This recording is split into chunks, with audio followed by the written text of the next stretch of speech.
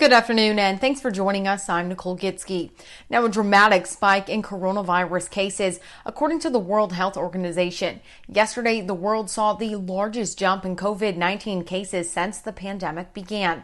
In just 24 hours, 183,000 new cases were reported. Worldwide, almost 9 million people have been confirmed with coronavirus. Almost 4.5 million have recovered from the novel virus, and 469,000 have died. Now to the meantime, the latest on the coronavirus here in Kern County. Public Health confirms 75 new cases today. That brings our total to almost 4,000 cases. Now here's a look at numbers. Our death toll stands at 60. 674 tests are still pending. More than 1,100 people are currently infected with the virus, and over 60 people are hospitalized. Over 44,000 tests have come back negative. Well, if you're a coronavirus survivor, you can help save lives. Houchin Community Blood Bank is still collecting convalescent plasma from COVID-19 survivors. People who've recovered from COVID and developed antibodies that can be transfused to other patients can help them survive. Now, it's part of an experimental treatment approved by the FDA for COVID-19 patients in serious condition. Now, Houchin says anyone who has recovered from the virus and is willing to help can call 616-2575. Well, Californians need to get used to wearing masks because they're mandatory in the state. That's per the order from Governor Newsom. In short, you must wear a mask at all times when social distancing is not an option. People now have to wear masks at the workplace, while receiving healthcare services, and while waiting for or inside public transportation or ride shares. The decision extends to outdoor spaces when physical distance is not possible. There are some exceptions to this new mandate, including people with medical conditions that prevent them from wearing one, children aged 2 and under, and people exercising outdoors. Newsom's administration says not complying carries a misdemeanor charge and other possible financial penalties. Well, heading over to Strata Credit Union, expect to wear a mask there too. The credit union says it will be following Governor Newsom's mandate. The credit union says it appreciates the public's cooperation with those new rules. And the U.S. Centers for Disease Control and Prevention is planning to update its recommendation on masks. CDC researchers have been conducting a scientific review about the use of masks during the coronavirus pandemic. Scientists wanted to study if masks would protect people from contracting COVID-19, not just preventing them from spreading it. The CDC has already published guidance on their website. One recommendation says people should wear masks when they leave their home. The other recommendation is for people to wear their mask if they cannot properly social distance. Now that new guidance is expected to be released soon. Well, the governor's order set off a rush of new masks at the Bakersfield Homeless Center. The center says they usually have 200 people staying at the center every night, many of them children.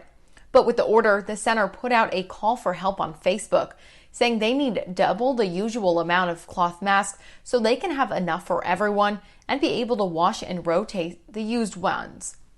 They're also accepting disposable masks as well. If you would like to help, you can drop off those donations at the Bakersfield Homeless Center at 1600 East Truxton Avenue, Monday through Friday, 8:30 a.m. to 5 p.m. They have also set up a GoFundMe account. Now, all proceeds will go towards masks and sanitary supplies. Well, a baby who reportedly fell out of a window in downtown Bakersfield has died. Police say it happened early Thursday morning at the Santa Fe Apartments on Union Avenue near 8th Street. According to BPD, a call came in that a baby had fallen out of a window at one of the unions. Police tell us they found a young child hurt at the scene. BPD confirms that child died on Saturday. They are still investigating how that child fell out of the window. Well, 4th of July is less than 2 weeks away, but you may be hearing more booms going off. The Kern County Fire Department has received hundreds of complaints regarding illegal firework use. The Kern County Sheriff's Office wants to remind you, you can report firework usage to Kern County's Fire's website or call them. They ask you not to call 911. They say that line is for emergencies only. And the Shafter Police Department is cracking down on illegal fireworks. Shafter Chief of Police Kevin Zimmerman made the announcement in a video message.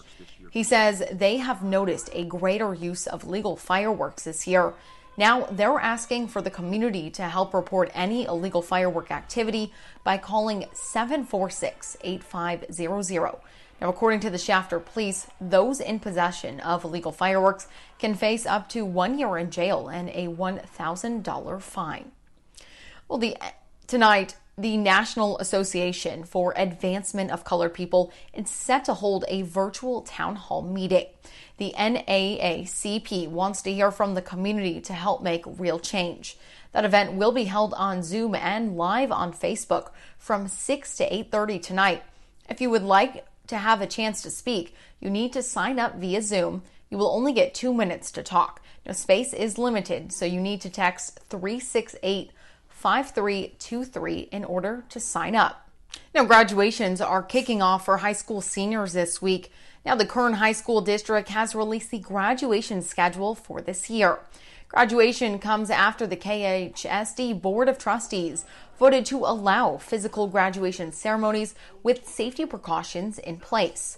Graduations will kick off today at each school site with an optional start time of 8 p.m. because of expected high temperatures. Students will be allowed to bring only 2 guests to the ceremonies. All guests will have assigned seats next to their students on the field. Tomorrow, Stockdale Highway will have its ceremony at 8 p.m. at the football stadium. Independence High School will have its at 8 p.m. at their football stadium, and North High School will have theirs at 8 p.m. as well. For a full list of the week's ceremony, just head to our website, KGET.com.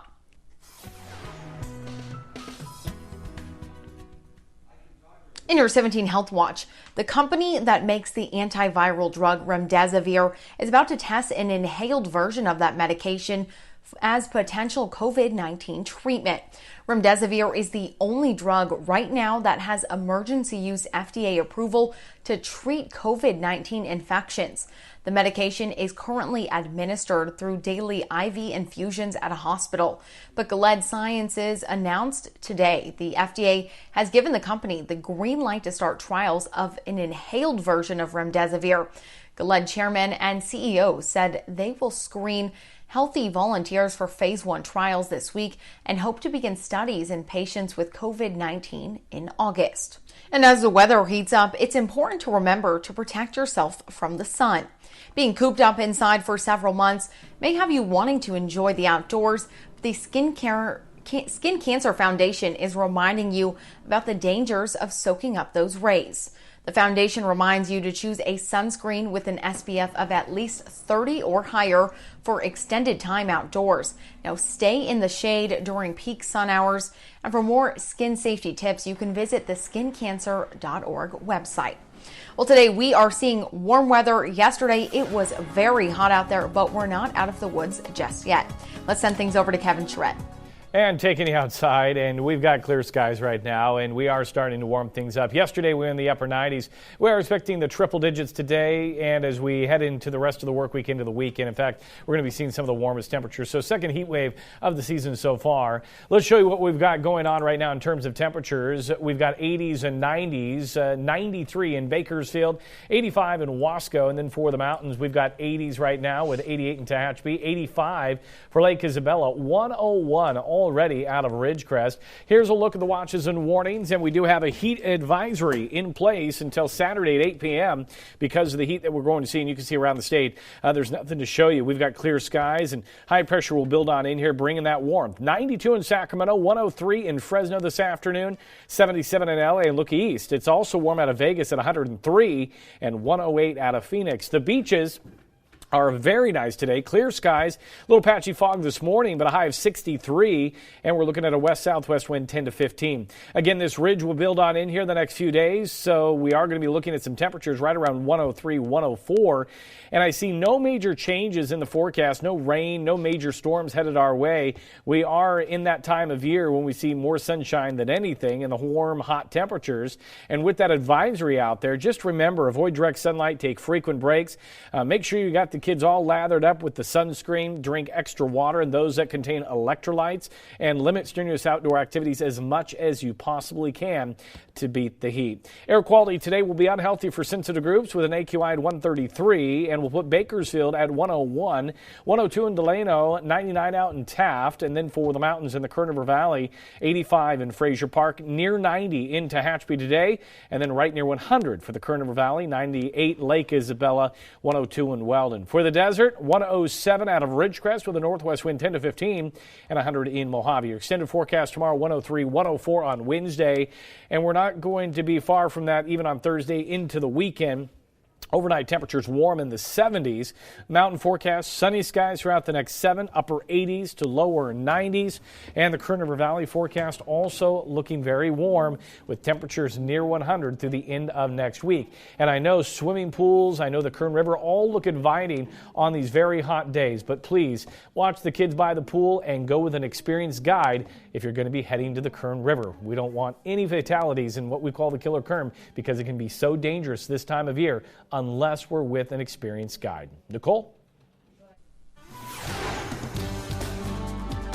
Thanks, Kevin, for that. Well, heads up, drivers, a closure is planned this week for part of Highway 99. Tonight, the northbound lanes will close near the junction of Highway 58 from 11 p.m. to 5 a.m. Crews will be pouring concrete on the widened westbound State Route 58 bridge. Officials say the closure may be in place during the same hours tomorrow night, if necessary, to remove that equipment.